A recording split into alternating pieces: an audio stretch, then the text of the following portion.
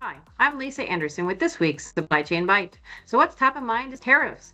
The U.S. Supreme Court just ruled that the emergency tariff powers were unconstitutional.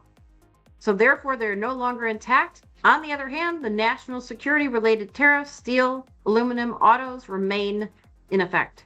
There have been many trade agreements formulated in the last year, and those trading partners have said they expect to live up to those agreements. Now let's back up. Where did tariffs come from? Number one, following World War II, the U.S. agreed to give other countries preferential treatment so they can help them recover. But those are still what's being charged today.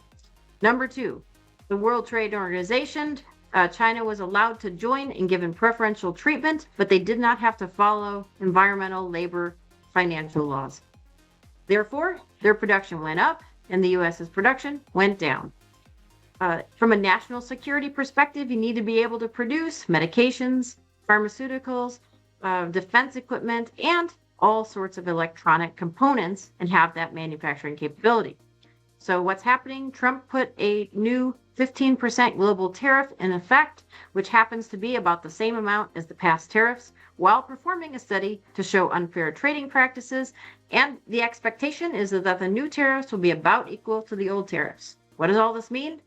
We should be thinking about and evaluating our supply chain networks. How do we optimize them? How do we prepare for opportunities, mitigate risks and costs?